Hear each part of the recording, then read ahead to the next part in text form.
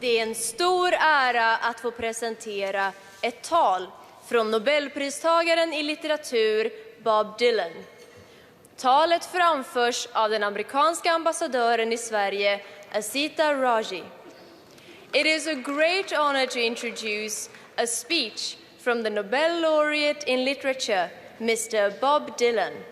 The speech is presented by the Ambassador of the United States of America to Sweden, Her Excellency Azita Raji.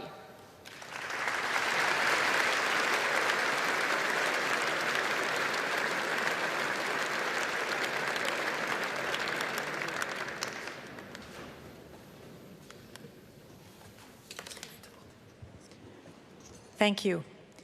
It's a pleasure to be with you tonight for me and to read Mr. Bob Dylan's speech in recognition of the honor he has been awarded by the Nobel Committee. Here it is. Good evening, everyone. I extend my warmest greetings to the members of the Swedish Academy and to all of the other distinguished guests in attendance tonight. I'm sorry I can't be with you in person, but please know that I am most definitely with you in spirit and honored to be receiving such a prestigious prize. Being awarded the Nobel Prize for Literature is something I never could have imagined or seen coming. From an early age, I've been familiar with and reading and absorbing the works of those who were deemed worthy of such a distinction: Kipling, Shaw, Thomas Mann, Pearl Buck, Albert Camus, Hemingway.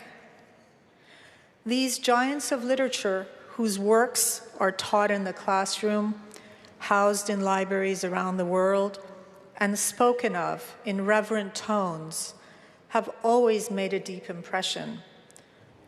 That I now join the names on such a list is truly beyond words.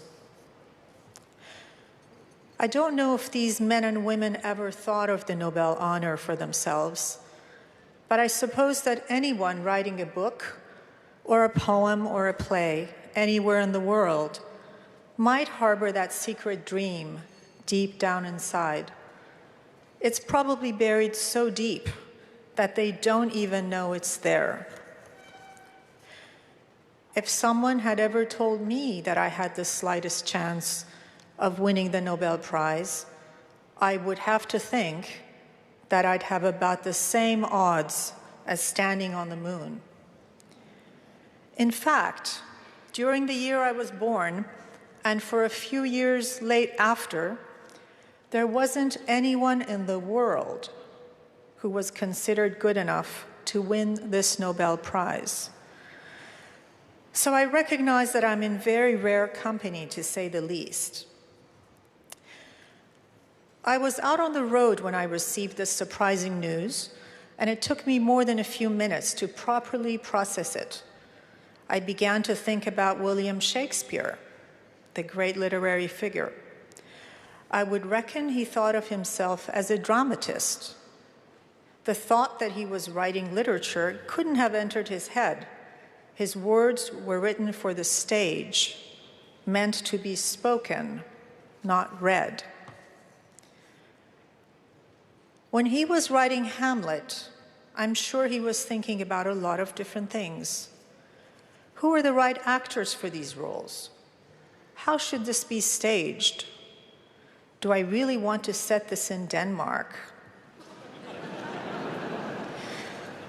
His creative vision and ambitions were no doubt at the forefront of his mind, but there were also more mundane matters to consider and deal with.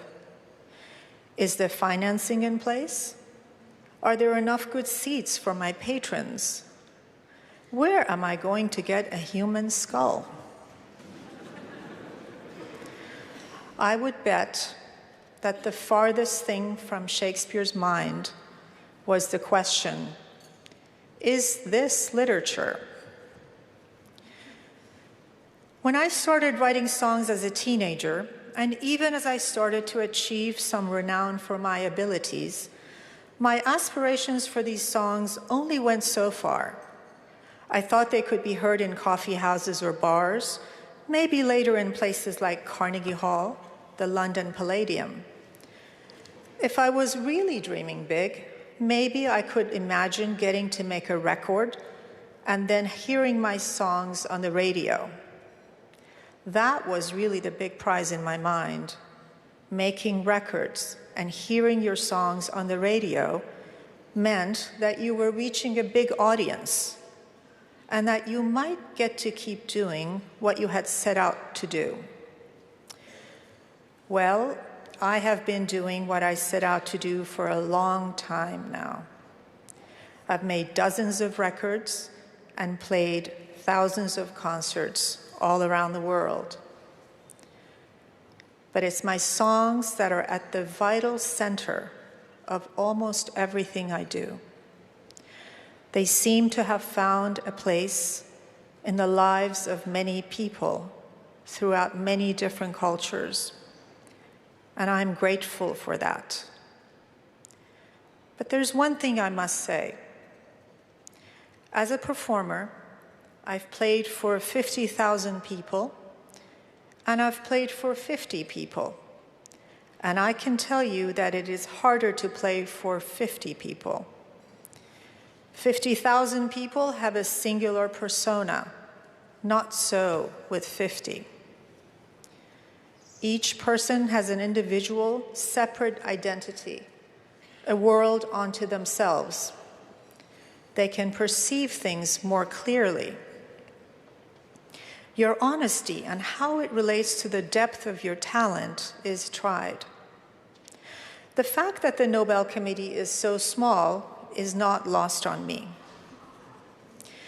But like Shakespeare, I too am often occupied with the pursuit of my creative endeavors and dealing with all aspects of life's mundane matters. Who are the best musicians for these songs? Am I recording in the right studio? Is this song in the right key? Some things never change, even in 400 years. Not once have I ever had the time to ask myself, are my songs literature? So I do thank the Swedish Academy, both for taking the time to consider that very question, and ultimately, for providing such a wonderful answer. My very best wishes to you all, Bob Dylan.